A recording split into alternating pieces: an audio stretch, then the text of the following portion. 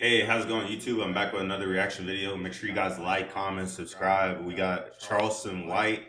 Now, I know most of us have probably seen him on the internet, and this kind of took me by surprise because Charleston White, you'd seem like he says a lot of raccoon stuff and he just like trolls around, but he's actually smarter than you think he is. Like, let's take a look in this video. We're only going to watch like probably 15 minutes of it.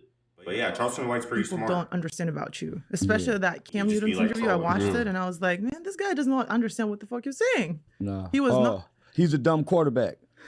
And I was the kid who made good grades in school and didn't need sports to pass. So I was a kid, man, I read a lot of books. I'm into reading books.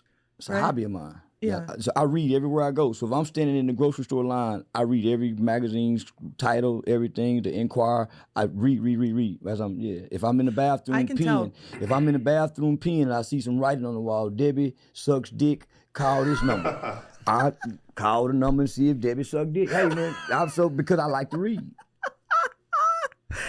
So, you know why I can tell? Because your vocabulary is amazing. Yeah. And you can continue doing you can have a monologue basically. Meaning I just don't say nothing and can't give you an explanation or reason why I'm saying it. Most Yeah. people go to talking in circles if you have them to explain, well, why you say that? Elaborate. They can't, and I can. And that's where most people lose with me because they think I'm just out here and on social media talking. But it's a Yeah. reason why I'm doing what I'm doing. You just don't understand it. We're going to get into this. Okay. I actually really want to get into this. And there are a couple of things that I'm going to quote from the things that I've seen. I haven't watched much, but I've seen. I said some horrible things, so. Yeah. But it's not about saying horrible things. I think it's deeper than that. Yeah, it's about doing. I say horrible shit, but do great shit in the community. Exactly. Yeah. So, okay, let's get into this and let's start. Listen, like I always say, block out the noise. It's growth. Plus, Hey guys, welcome back to Talk Less Show. And today I want to start the conversation in a very different way that I usually start. I want to give a major shout out to Brandon Dixon Law Firm for sponsoring this episode, making this episode Hey, fuck that shit. incredible guest, owner of this team, to Rod, who's subscribe, follow. And I'm going to start like this, Eat Your Alive. As comedian focused on keeping kids off the streets most country where he goes. And make Oh, child, we gotta skip shout all out to that the shit. people who It got had me nothing here. to do with my reaction. But Rod here by himself today. He don't have no help, y'all. That's all I'm gonna say.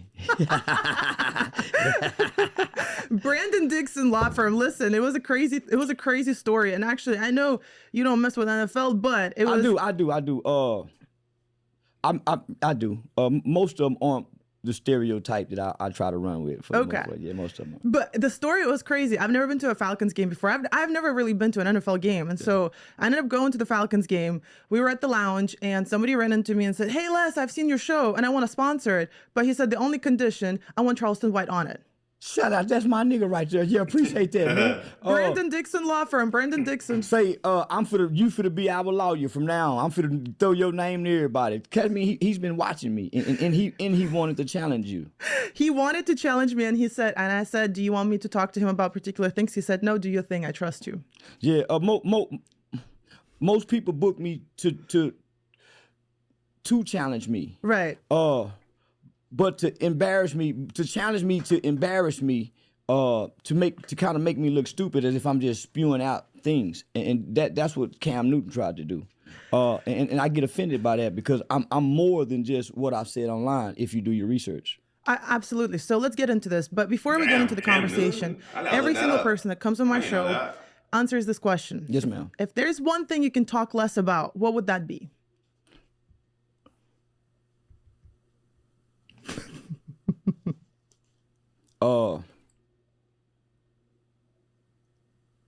The past history between black people and white people. Ooh, why? Because it don't mean anything today. Has no effect today. Okay. Tell us more. Yeah, we wasn't here. Okay. You're only affected by what you went through in life. You're not Okay. affected by what you heard or read. Okay. We already know what went on back then. So let's talk less and do more toward solutions. Oh, whoa. Okay. So you're actually preaching to the reason why I named this show was because of this. Oh, nice. I just wanted to find a good moment to pause. Notice how long it took Charleston White to answer the question. He paused for it was like 7 to 8 seconds. he was actually thinking about a response. That's actually really nice that he took that long to formulate a response. He wasn't just spewing something out. Because people talk a lot. Yeah. And people talk a lot about the past, and they don't have the solutions to move forward. So I've always been super big on, okay, there's an issue, but how do we fix it? Well, that's what made me come to the internet with the bravado-ness and the arrogance against the criminal culture, because I'm not on here talking. I get off and I go work with kids in the juvenile. So that was my thing on the internet. I ain't just on here talking, y'all is. So talk less, do more. So okay, we know white people got systematic things put in place. We know the traps. We know there's something around the corner that's gonna get us. How we can't beat it, and we know it. So now let's do something. We know. Okay, so what? They unjustly killed a black person unarmed. What we gonna do? We talking. We spend so after every police shooting, we spend 9-10 months on every talking. Okay, now what? Right. And nobody can answer the now what. We had a whole Million Man March. Farrakhan, justice or else. Okay, we still waiting or else. They just go back to talking. So I learned politicians just talk, entertainers just talk. The only people who's talking and not being heard is the boots on the ground people who don't get the support that's really doing the work. Okay. So you never hear from them. Absolutely. And I think when I was watching the interview with Cam Newton, one thing that really stood out to me is when you said, I used to write about criminal justice. I was a pre-law student at Texas Wesleyan University. Right. And you were talking about it and no one cared until you started talking crazy. And that's when you started being heard. I literally worked on capital murder and death penalty cases for young black and Hispanic kids in America by partnering with Mitch Nolte, which is one of the best capital murder and death penalty criminal defense attorneys in Collin County, North Texas, as well as one of the oldest criminal defense mitigation firms in Texas. So I would literally be sworn into court working and partnering to help save black children's lives. And I would get online every day with tears in my eyes, walking out of courts. I would go to Washington, D.C. every year and work with over 50 U.S. congressional members trying to get laws. That's after I'd done all this in Texas. So I would partner with some of the most powerful lobbyist firms in Texas in the criminal justice field and would post all this on social media. I've done trainings for the U.S. Department of Homeland Security Human Trafficking Division. I would train first responders in human trafficking. And it's not that I was trying to be seen. I started learning that the algorithm doesn't digest positive videos. So if you're positive online, you'll never go viral. And it's not even about going viral. It's like you're not going to be effective. You're not going to be effective. You're not going to have an impact. You're not going to be gonna heard. Be efficient. You're going to have a gimmick with your positivity. Or you would have to have a lot of money backed up. Yep. So to pay for sponsorships and ads to have it pushed out there. Yeah. So once I learned that the internet is the devil's playground and the negative elements is the fuel to it. And that's what keep most people on there, because you're not clicking on positive things all day. No. You're clicking on negative. So that's you're telling the algorithm you want negative shit. So I started giving the people what they want. It was supply and demand. Why do you think that people care more about negative things than positive things? That dopamine hit, probably. People don't care at all. What do you mean? They don't even care about negative things. They're just being nosy to escape their life. Because there's negative things and positive things in your life that you can focus on. Why focus on other things? So they choose to focus on somebody else's negative versus fixing their own negative. Yeah, to feel better. To feel better. You don't have to self-reflect when you look at other people's problems and highlight them. Yeah. Yeah, And so that's why most people are running online soon as they wake up, so they don't have to self-reflect. They get to watch other people do things, read other people, be affected by what other people face, and that way they've escaped their reality, so they don't have to self-reflect.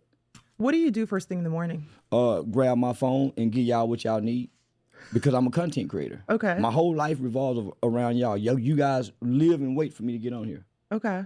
Yeah, and I get off to it. But you said we're talking about reflection though. Do you reflect personally? Not Not anymore. I done grew up and became everything I wanted to be in life.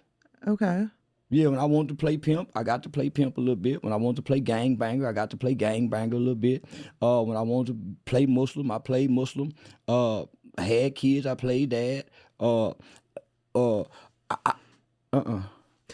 don't self-reflect. because I'm executing goals, and I know I got flaws, and I want to embrace my flaws, and I don't want to be right all the time. And I wake up and don't try to intentionally hurt nobody. So fuck, I'm gonna self-reflect. I'm enjoying life now. I love that though. I'm enjoying life now, so there's no time to self-reflect. I've gotten to where Yeah, I I feel want like to be. sometimes you gotta check in on yourself. Yeah. Though. Did you reflect when you were in prison? I've never been to prison. I went to the Well, boys' juvenile, home. yeah. No, I was too young to understand to self-reflect. Okay. Yeah, I was doing the camaraderie, juvenile boys' home shit that most boys do. Fight, play sports, and we was co-ed, so we had girls in there. Oh, really? Yeah. So what was the moment that clicked that was like, okay, I gotta do better? When I heard my baby cry at birth, Oh, that wow. went, and that's that when- noise, yeah. And that's when you like, I'm a father now? It's not that you're a father. There's an overwhelming feeling that you have, and there are overbearing thoughts that you can't stop thinking. And this love that you can't describe. You're arrested in that when you really love your children. Fathers and mothers become arrested in the development of fatherhood and motherhood. That's how you transition to be a good person. Right. You don't really value life and other things until you start having children. And then you start looking at women saying, man, I don't want to be mean to a woman. I got a daughter. That's what makes you start looking at life different, your kid. And that's what's so Dang, crazy that to me kinda because hit. there's still so many men that have daughters and they still disrespect women to this day. They still put hands on women to this day and they don't think that way. Some bitches need to be disrespected. Some hoes need to be kicked in the ass. In what scenario is it What you okay? mean? So women hit men. Hit her back, nigga. I don't Yeah, you think gonna be women in should be hitting jail. men. I don't think nobody should hit nobody. Exactly, I but don't think- today's generation hit yeah. men when they're in their emotions. Today's generation to get in your face. Today's generation of women hear disrespect and want to respond like she can whoop a man. Yeah. So sometimes It's you because gotta she slap know shit out that of one if of you, them. she knows Do you think if it's you do gonna that, work? you're gonna land Yeah, in it's jail. been working since the They beginning of literally time. have leverage. Really? You think they done stop slapping women because it's against the law? And more men again, they still because women tolerate it.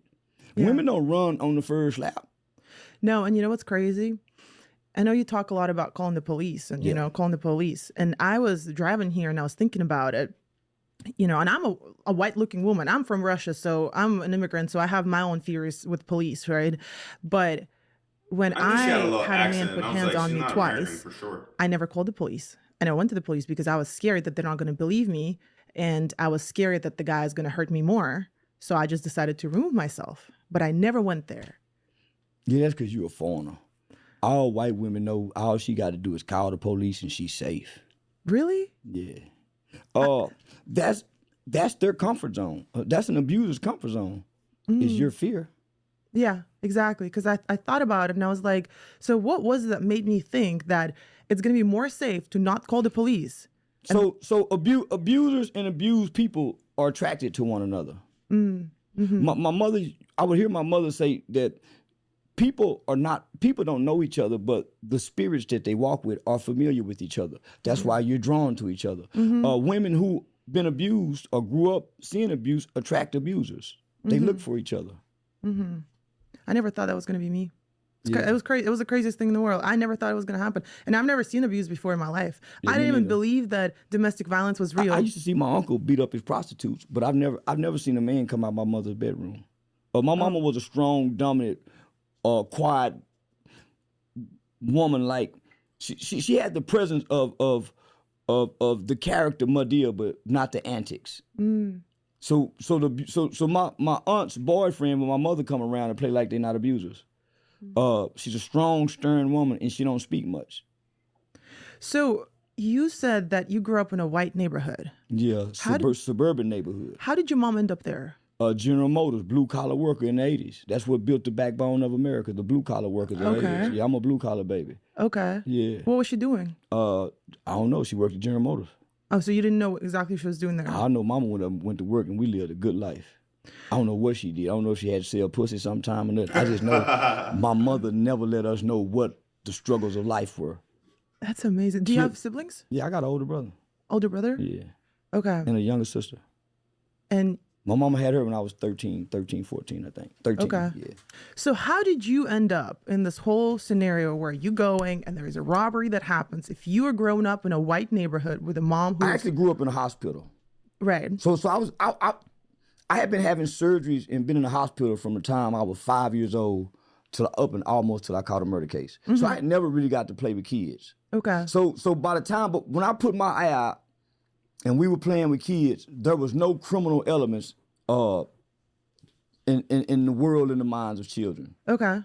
I fell in the washing machine at 5, put my eye out at 7, so I had to learn how to walk again before I put my eye out. As soon as I learned how to walk again, I have a slingshot accident, put my eye out. So from 7 to 12, I had 9 eye surgeries. Man, And your mom was able to pay for it too. Hell yeah. That is crazy. Yeah, my mother never had to use food stamps. We never got government assistance. Okay. If you understand the history of America, the blue collar workers was rich in the 80s. Right. And they're about to be rich again. yeah, very affluent. They took they went to lower middle class in the late 2000s and 90s, but America have always rested on the backbone of its middle class blue collar workers, your factory workers. My mother insurance covered me till I was 25. Yeah, and we've never paid. So I know I've met many people throughout life who had eye accidents, and their self-esteem and life is hurt because their mothers didn't have insurance. Oh my God. Right. But it never affected you. That sounds painful. Because you just, I was too young. right. You don't know how to be without, with 2 eyes, basically. I can't remember having 2 eyes. Exactly. That's what I'm saying. So how many people can remember when they're 4 or 5? No, man. You can't. So the human body adjusts just like a 3-legged dog. He can go to moving like he got 4 legs. He just with 3. Yeah, I don't remember having 2 eyes. So I was so young, and the body adjusted, and I was having so many surgeries. I never had time to think. I was always in surgery. And you were always like under anesthesia and all those other things. Well, if I wasn't, I was on medication because of the pain. Right. You know, so I didn't really get to be a kid till about 1989, 96, 7. Well, now, because I got my eye in the 6th grade. And I was still having to go back and forth all that 6th grade year to the eye doctor. 7th grade is probably where I felt the most free because I wouldn't have to be taken out of school for surgery. So that was the first year in school that I didn't have to be taken out for a long time for surgeries. So now I'm fitting in with other kids, but it's a criminal culture. Right. I've been in the house watching TV, not being able to go outside play, watching all this shit on TV. So now it's fuck the police. So as a kid, and I'm adolescent, you trying to fit in with your peers. Right. I don't know nothing about the streets. I don't know nothing about the criminal culture. I'm just trying to fit in as a disabled kid who hadn't got to play with kids. Was it white or black predominantly in the school? Elementary white, middle school black. Okay. Yeah. So I didn't start hanging out with criminal kids until 8th grade, the year I got in trouble. So I had one bad year. I didn't have a bunch of years to get in trouble. I was just trying to adjust with my disability and just fit in with other kids. Just trying to heal up, bro. I just so happened to take a liking to what the young mind was impressed upon. What you see on TV and when you go over your aunt's in house. Yeah. Because I was sheltered. I was always in the hospital. So I was just trying to fit in. Do you regret it? No, hell no. Because I fit in good. Right. Yeah, I fit in so good as a little bitty disabled boy. They think I'm the leader, and I'm just acting. Right. Yeah, and I'm just acting. Damn, I didn't know that. I This don't dude regret was fucking anything. disabled. All things work crazy. for your good if you know how to find the good. Crazy ass. I agree. No, I agree. I think that's... I've learned that thinking it was bullshit listening to my mama. Because every time something bad happened from a kid, I would hear my mama quote that scripture, son, oh, mama, you believe in that God stuff. It don't work for me, mama, because I was a kid and I couldn't understand. So I would hear her say that, and she could point out every time a bad situation happened, it may be months, years later, how it worked for my good. So, I had a very God-fearing, loving mother who I've been trying to rebel against because I think she don't know because she a woman just talking. Yeah. You're not a boy, mama, you don't know. So you try to prove your parents wrong as a kid. So I've been spending my life trying to prove my parents wrong. Have you ever met your dad? Do you know anything? Yeah. All right, guys, I'm going to just pause the video right here because I hit like 20 minutes and I don't want this reaction to be too long. And it's a whole big-ass podcast. It's not like a typical video I'd react to where it's like 20 minutes or 30 minutes long. So Guys, like, comment, subscribe. Let me know what you guys think in the comments. I'm going to just stop right here. Charleston White had a really good story. Obviously, this isn't his whole story, but I didn't know that he is disabled as a kid.